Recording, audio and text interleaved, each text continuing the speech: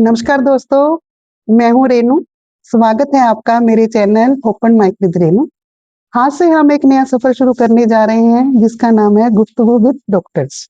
वैसे तो हम डॉक्टर्स को उनके बाइट कोट्स एंड स्टेथोस्कोप के जरिए जानते हैं, मगर क्या आपको पता है उनके इस सफर के पीछे बहुत ज्यादा कहानियां हैं, उनके स्ट्रगल्स की, उनकी सक्सेस की, उनकी टेंशन्स की। हम आज उन्हीं कहानियों को जानेंगे उनके जरिए ही। आज के जो मेरे पहले मेहमान हैं वो हमारे शहर के एक बहुत मशहूर डॉक्टर हैं, जिनको हमारे शहर का हर एक बच्चा, हर एक घर और हर एक मदर जानती है।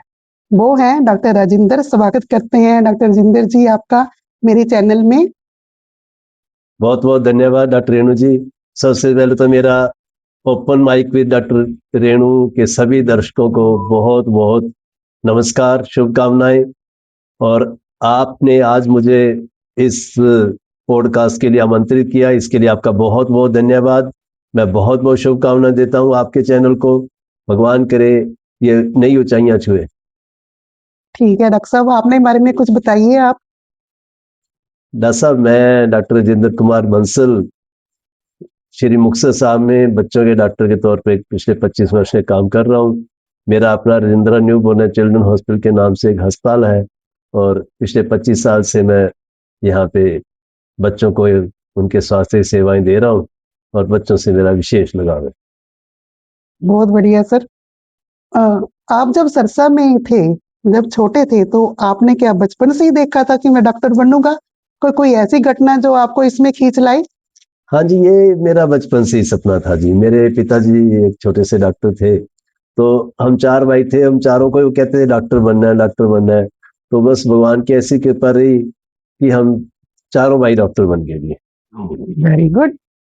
अच्छा सर, तो ऐसे है भी जैसे लड़कों के पास बहुत ज्यादा ऑप्शन होती हैं, कोई ऑर्थो की ऑप्शन, कोई सर्जरी लेता है, कोई कुछ लेता है, मगर आपने पेडियाट्रिशियन बनना ही क्यों चुना?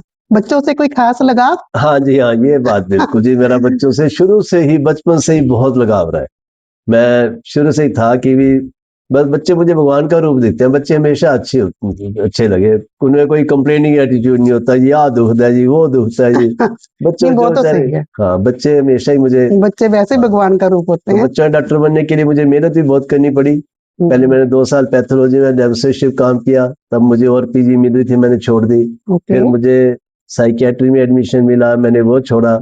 फिर चेस्ट एंड ट्री मिली, वो छोड़ी। फिर मुझे चौथे नंबर में जाके पीडियाट्रिक्स मिली थी। तो बस मेरा सपना था बच्चों में डॉक्टर बनने का। तो आप गाड़ गाड़ का पानी पिए हो सर? बस जी, धन्यवाद जी। चलो सर, एक आप सरसा से सीधा मुक्तसर, क्या कोई जी। मुक्तसर से विशेष लगाव, कोई पिछले जन्म का रिश्ता या कोई रिश्तेदारी खास ही कोई? बस ये कोई भगवान नहीं बनाया होता, कोई पिछले जन्म के संबंध ही होते जी। मैंने तो कभी मुक्तसर के बारे में सोचा ही नहीं था आने का। फिर कैसे बस किस्मत हमारा, ले आई मैंने। कैसे आपने ये हमारा जो शहर है, कैसे आपने वो चुना? असल में इसके पीछे एक छोटी सी कहानी है जी, सुनाइए अगर फिर आप आप। समय दे हाँ तो जी, बताऊं। सुनना मैं ना चाहेंगे। तब पानीपत में था, वहां पे child and heart care centre में एज डायरेक्टर मेडिकल सर्विसेज काम कर रहा था। तो मेरे इन लॉज बठिंडा थे, आई बिलोंग टू सिरसा। तो मेरी हरियाणा में सरकारी नौकरी लगी थी, तो वो मुझे पहले भिवानी पोस्टिंग आई, फिर मेरी वहां से ट्रांसफर होकर अच्छा, एलनाबाद। ठीक है। तो वहां 2 दिन क्या, एक बार तो वहां छोटी सी डिस्पेंसरी थी, 2 कमरे थे, नया हॉस्पिटल बन रहा था सरकारी। मेरा मन नहीं लगा, मैं क्या, नहीं जी, यहाँ पे तो मैं नहीं काम करना। तो घर वाले कहते भी ऐसे करो, फिर या तो अब सरकारी नौकरी करो या अपना काम कर लो, ऐसे प्राइवेट कब तक किसी पास काम करोगे किसी हॉस्पिटल में। तो वहां पे ना, वो एक मैं अखबार पढ़ा था, ट्रिब्यून। तो उसमें एक छोटी सी ऐड लिखी हुई थी कि तुरंत एक बच्चों के डॉक्टर की जरूरत है अच्छा, हॉस्पिटल में। ठीक है। तो नीचे एक नंबर दिया हुआ था, लैंडलाइन नंबर दिया हुआ था कि कांटेक्ट करें इस पे। तो ओके। पर चांस हो तो पीसीओ होते थे, हाँ, नहीं तब तो पीसीओ, हाँ, पीसीओ थे। एसटीडी पीसीओ होते, और पीसीओ का ऑपरेटर मेरे से अपने बच्चे की दवाई ले रहा था। उसका अच्छा, नाम था ठीक। मिस्टर सत्यवान। तो मैं कहा, सत्यवान, ये देखना कहाँ का नंबर है। और उसे अपनी डायरेक्टरी देखा तो वहां से वो जितना वो था ना, मुक्तसर का कोड था, वो वहां से फटा हुआ। कहता दासा ये ना बठिंडा के आसपास है, कहीं है वो और मलोट, यहाँ कहीं का ना है। वो आसपास के दूसरे दिख रहे थे, वो और दिख रहा, मलोट दिख रहा था। मैंने मिसेज को नंबर दिया, इन्होंने, मेरे फादर इन लॉ ने बात की। तो यहाँ पे हमारे शहर के एक मशहूर डॉक्टर थे, उनका नंबर था, वो मेरे फादर इन लॉ को जानते थे। ओह, तो बस क्या बात। वहां से ऐसा संयोग बना कि मुक्तसर आ गए जी। चलो ऐसा है, भगवान की दया थी उस टाइम मुक्तसर के ऊपर, जो आप जैसे डॉक्टर को हमारे मुक्तसर में भेज दिया। मैं तो भगवान का शुक्रिया करूंगी। सर 2001 का मुक्तसर, ना इंटरनेट, ना कोई फोन इतने ज्यादा थे, ना कोई एडवर्टाइजमेंट के साधन थे, तो आपको जो आपने नई जब प्रैक्टिस कमाई तो बहुत स्ट्रगल करना होगा या पड़ा होगा आपको, वो मैडम कैसा रहा? ये बात तो आपकी सही है। देखो ये तो हर एक के साथ होता है, जब हम कोई नया करते हैं या कोई डॉक्टर प्रैक्टिस शुरू करते तो बड़ी वो होती है, स्ट्रगल स्ट्रगल भी होता है, साथ में एप्रीहेंशन भी होते है, पता नहीं सक्सेस मिलेगी नहीं मिलेगी। हाँ जी, परंतु वो तो है। बस ये है कि छोटे शहर के अपने फायदे भी होते हैं, हर जगह के अपने प्लस माइनस होते हैं। तो मुक्तसर में आके ऐसा लगा नहीं शुरू से ही। पहले मैं जब काम शुरू नहीं किया था मैंने, अभी हमारा वो मैंने एक रेंटेड बिल्डिंग ली थी, तो उसे कंस्ट्रक्शन वगैरह रेनोवेशन चल रही थी, तभी पेशेंट शुरू हुए थे। हाँ, इवन इलेक्ट्रिशियन भी वो कहता ही मेरे बच्चे को दवाई दे दो, तो तभी से शुरू हुआ काम, तो मेरा पहले ही शुरू हो गया था। हम भी बेटी को लेके आए थे आपके पास शुरू शुरू में, अच्छा पता है जी, आपको? बड़ा पेरेंट्स को याद रहता है, डॉक्टर कई बार भूल जाते हैं। हम्म। अच्छा, जो बच्चों के डॉक्टर का होता है ना, उसका प्रेशर डबल होता है। ठीक है जी, एक तो बच्चों का जो इमोशन प्रेशर होता है और पेरेंट्स का, उसको कैसे हैंडल करते हो आप? ये बात तो बिल्कुल सही है मैडम आपकी, कि बच्चों के डॉक्टर प्रेशर तो हमारे हर एक लाइन में ही होता है। देखो it's well said, rightly said that medicine is an art. Yes, हाँ, ये वो तो है। साइंस के साथ साथ आर्ट ज्यादा है। तो बच्चों में क्या होता है कि आप कोई मान लो कि बच्चे को न्यूमोनिया है, आपको पता है इसको 7 दिन लगेंगे या 5 दिन लगेंगे रिकवर करने में, आपका ट्रीटमेंट कर रहे हैं, वो राइट डायरेक्शन में जा रहा है, शुरू शुरू में 1-2 दिन कोई रिस्पॉन्स नहीं मिला, तो पेरेंट बहुत ज्यादा एप्रीहेंसिव होते हैं, बहुत ज्यादा हाँ, टेंशन में नहीं होते वो हैं। तो है। तो उनको साथ साथ में कंसोल करना, उनको साथ में उनकी साइको को पढ़ना, उनको समझाना, ये बड़ा चैलेंजिंग काम होता है। और मेरा वो ख्याल है ज्यादा, आप इसमें बिल्कुल सफल हो भाई। थैंक यू हाँ। जी। वो धीरे धीरे बस आप सब सीख जाते हैं, आपको पेशेंस रखनी पड़ती है और थोड़ा कॉन्फिडेंस भी रखना पड़ता है, हार्ड वर्क भी करना पड़ता है।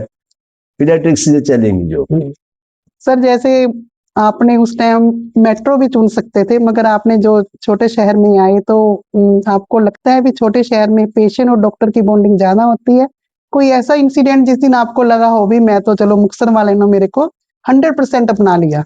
ये बात आपकी सही है जी। वैसे मैंने दिल की बात बताऊं, मैं दिल्ली में काम करना चाहता था, किस्मत यहाँ ले आई।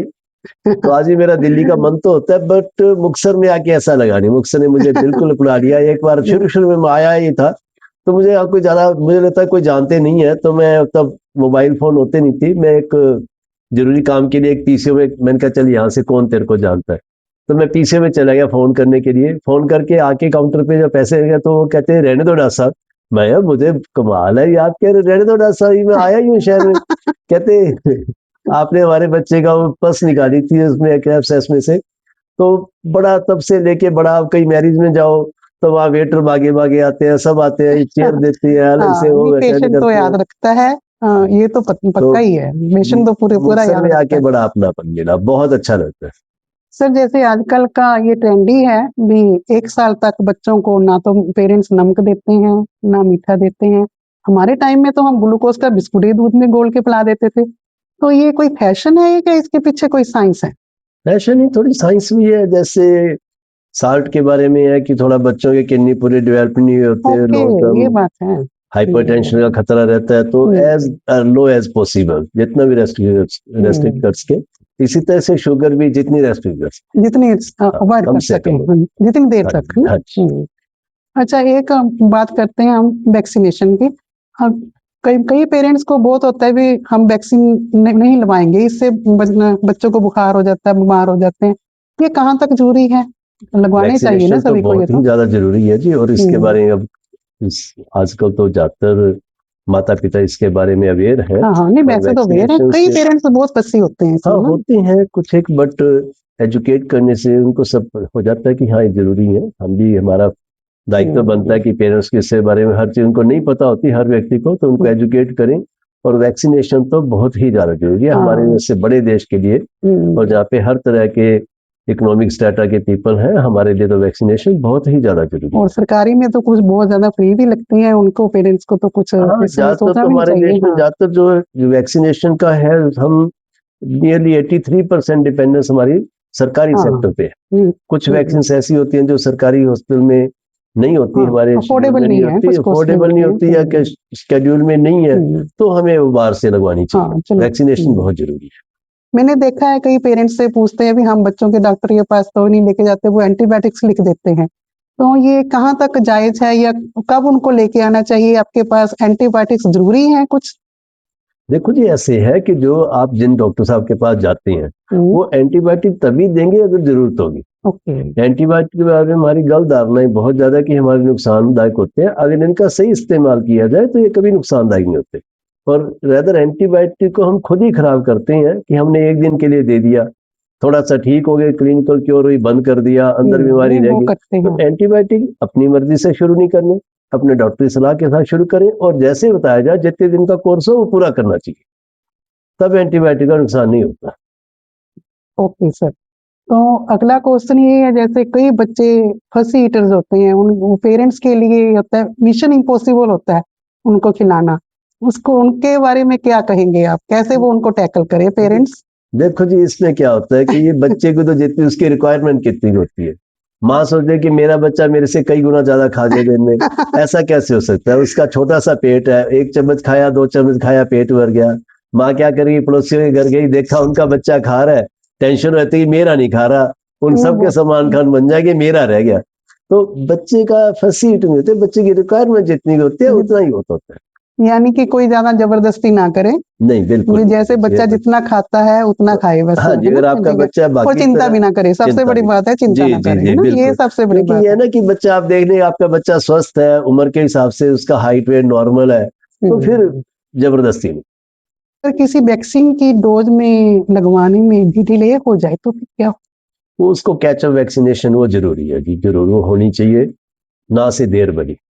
अच्छा, एक जैसे बच्चों में कॉन्स्टिपेशन का आम ही होता है, जैसे शुरू से लेके मैंने देखा है 1-2 साल तक बच्चों के कॉन्स्टिपेशन की आम ही तकलीफ है, तो इसको कुछ कोई टिप्स हैं आपके पास भी, वो उससे निदान हो सके इसका? देखिए जी, आजकल हमारे देश में सिस्टम सारा चेंज हो रहा है। मैंने एक स्पीच सुनी थी डॉक्टर मुकेश संकलेचा की, हमारे सीएमई में, तो उन्होंने बताया कि आजकल constipation is more than diarrhoea and obesity is more than kwashiorkor marasmus. तो ये तो है ही, एक इससे ज्यादा तो ये फंक्शन होता है, हमें प्रॉपर बच्चों को टॉयलेट ट्रेनिंग नहीं दी जाती, तो फंक्शन होती है, कोई ऑर्गेनिक काज नहीं होता। तो जैसे थोड़ा मिल्क से कॉन्स्टिपेशन ज्यादा होती है, हमें उनको मिक्स करना चाहिए, कोई जूसीज है, वेजिटेबल्स है, चीकू है, फ्रूट है, फिजिकल एक्टिविटी है, लीफी वेजिटेबल्स हाँ ऐड जी, करनी चाहिए उनकी तो डाइट में। इनसे जनरली ये सेट हो हाँ, जाता है। ये तो ठीक है। जी। आम पेरेंट्स कहते हैं मेरा बच्चा 5-6 बार रात को उठता है, क्या इसमें उनकी कोई उसको होती है बच्चे को कोई नॉर्मल ही नहीं, बात ये है ये? नॉर्मल ही बात है जी, बच्चे का अपना पैटर्न होता है, तो नॉर्मल बात है, हर चीज बीमारी नहीं होती। Okay sir. तो एक और क्वेश्चन है जो आम बच्चों का है, भी मेरा बच्चा मोटा नहीं है, तो क्या ये हेल्दी होना ही मोटा है या कुछ और इसका कोई क्राइटेरिया है? नहीं जी, ये तो गलत बात है जी, मोटा होना कोई हेल्दी नहीं होता जी। Weight should be according to age, height and weight, तो आपके उस पे स्टैंडर्ड के हिसाब से ही होना चाहिए। ओवरवेट होना अच्छी बात नहीं है, दैट्स ए डिजीज। यानी तो कि सिर्फ मोटा होना हेल्दी नहीं है नहीं, आपके मोटा हिसाब से, होना है ना? नहीं, बच्चे का फिजिकल फिटनेस हो, अलर्ट हो, मेंटली एक्टिव हो, ये सारी चीजें देखी जाती हैं जी। Obesity is not a criteria for okay. Healthy. एक पेरेंट्स को आम शिकायत होती है भी मेरा बच्चा इतना बड़ा हो गया, 1-2 साल का हो गया, बोलने नहीं लगा, तो पेरेंट्स को कब जागरूक होना चाहिए भी डॉक्टर ईएनटी के पास जाएं, का आपके पास जाएं, किसके पास जाएं? देखो जी, इसमें कुछ तो बेसिक बातें हैं कि जैसे हमारे हर बच्चे का, जो एवरी बॉर्न बेबी, उसका आई चेकअप और ईएनटी चेकअप, हियरिंग स्कैन, ये शुरू शुरू में ही बहुत जरूरी है, एट द एज ऑफ शुरू में 3 to 4 वीक्स। वीक्स? हाँ, ओके। मैक्सिमम से by the age of 1 month हमें उसकी आई चेकअप और ईएनटी चेकअप करवा लेना चाहिए, कि बच्चा सुनेगा तो बोलेगा, हाँ, नहीं ये तो तो ये तो नेचुरल है। बहुत जरूरी है। तो by the age of 1 year ज्यादातर बच्चे मोनोसिलेबल या बाइसिलेबल, एक अक्षर, दो अक्षर, मामा, बाबा, ताया कहना शुरू कर देते हैं। तो चिंतित होना चाहिए अगर आपका बच्चा गूंगा है, कुछ भी नहीं बोल रहा, डम, उसका कुछ नहीं हो सकता, जो पापा कह रहा है, मम्मा कह रहा है, वो कभी गालियां भी देने लग जाएगा, सब कुछ करेगा, वो ठीक वो हो तो जाएगा, हमारी इसकी कोई पंजाबियों नहीं। की कई आदत बार ही है। हमारी चिंताएं इल फाउंडेड होती है, एप्रीहेंशन ज्यादा होती है, ऐसा नहीं, ज्यादातर बच्चे बोल लेते हैं। अच्छा सर। तो चलो अब लास्ट क्वेश्चन मैं पूछ रही हूँ आपसे, जो यंग बडिंग डॉक्टर्स हैं वो पेडियाट्रिक्स लें तो क्यों लें? देखो पीडियाट्रिक एक चैलेंजिंग है जी, वैसे हमारी सारी मेडिकल साइंस चैलेंजिंग है, हर ब्रांच के अपने वो नहीं है। वो तो है सर। तो पीडियाट्रिक नहीं इतनी बुरी नहीं है, आपको बच्चों से इंटरेक्ट करना का, आप देश का भविष्य बना रही है। अगर हमारा एक स्वस्थ बच्चा होगा, सही अगर बच्चे का सही विकास होगा तो ही हमारा देश स्वस्थ रहेगा। हाँ ये वो तो ठीक है तो ये सर। तो बहुत जरूरी है तो चलो एक रैपिड फायर करते हैं हम। जी। अगर आप डॉक्टर ना होते तो क्या होते भाई? कॉमेडियन होता वो तो हाँ ओके। चुटकुले सुना रहा होता कहीं ना कहीं सीओ में। और आप अपने आप को खुद को चार्ज कैसे करते हो सर? चार्ज बच्चे चार्ज ही कर देते हैं जी, कोई ना कोई बातें ऐसी करते रहते हैं। अच्छा, जब कभी आप लेट आते हो, कभी डिनर स्किप करते हो ड्यू टू इमरजेंसी, मैडम के पास जाते हो तो कैसे गुस्सा होते हैं वो और नहीं, कैसे मनाते हो वो सर? गुस्से होते ही नहीं, उनको पता होता है जी, वो की रूटीन है जी। सर सुना है आप सैर बहुत ज्यादा तेज करते हो, फास्ट करते हो, क्यों करते हो भाई इतनी? अच्छा कहीं पे जी, पेशेंट भागे जा रहे हैं ये आपके? आपने कहाँ से सुन लिया? हाँ ऐसे ही है, अफवाहें बहुत हैं सर आपके लिए, आपके बारे में हमारे पास। असल में ना मेरी आदत है शुरू से, मेरे को हमारे एक डायरेक्टर थे जी, हमारे डॉक्टर सी प्रकाश जी, बड़े ही फेमस वो डॉक्टर थे। तो उन्होंने एक, मैं फर्स्ट ईयर में था, उन्होंने एक मीटिंग में कहा था कि डॉक्टर के फाइन लिप मूवमेंट होनी चाहिए, फाइन फिंगर मूवमेंट चाहिए, ब्रिस्क वॉकिंग होनी चाहिए। बस तब से तेज चलने की आदत पड़ गई जी। अच्छा, मैंने सुना है सर आपने बच्चों को कभी नहीं डांटा और कभी नहीं उनको चपत लगाई। हमने तो बहुत डांटा है अपने ना जी बच्चों ना, को। कभी छोटे होते दादे मैंने बच्चे सुना डांटने है की कहीं जरूरत से नहीं, बच्चों अफवाह के है ये। डॉक्टरों के बच्चों को क्या डांटेंगे जी, जिनका दिए खाते हैं उनका क्या डांटेंगे जी। अच्छा, last not least, Kapil Sharma के शो के जैसे मैं भी पूछती हूँ आपसे ये सवाल, कभी आपने सोचा था कि इतने फेमस हो जाओगे कि मैं खुद आपको आपके फर्स्ट गेस्ट के रूप में बुलाऊंगी? नहीं जी, कभी नहीं सोचा था जी, बस धन्यवाद, बहुत बहुत भगवान का बहुत शुक्रिया, आपका भी बहुत बहुत धन्यवाद कि इतना मौका दिया, कभी सोचा ही नहीं था। बस बड़ा अच्छा लग रहा है जी, बहुत अच्छा। भाई इससे बहुत फेमस हो गए लगता है अब तो, हाँ, बस लगता है कौन बनेगा करोड़पति खेल आए। थैंक यू डॉक्टर साहब आपका हमारे यहाँ आने के लिए। ये थी हमारी गुफ्तगू विद डॉक्टर राजेंद्र। आज हमें ये पता चला कि डॉक्टर जो बच्चों के डॉक्टर हैं वो सिर्फ बच्चे ठीक ही नहीं करते बल्कि पेरेंट्स को एक अश्योरेंस भी देते हैं कि मुसीबत की घड़ी में वो उनके साथ दिन और रात खड़े हैं। तो इसलिए अगर आपका बच्चा हेल्दी है तो साइलेंट आपका धन्यवाद उनको देना बनता है। तो चलिए चलते हैं, अगले एपिसोड में मिलेंगे किसी और डॉक्टर की कहानी के साथ। तब तक आप लगे रहिए, ठीक रहिए और सेहतमंद रहिए। धन्यवाद, बहुत बहुत थैंक यू। धन्यवाद, थैंक यू, थैंक यू।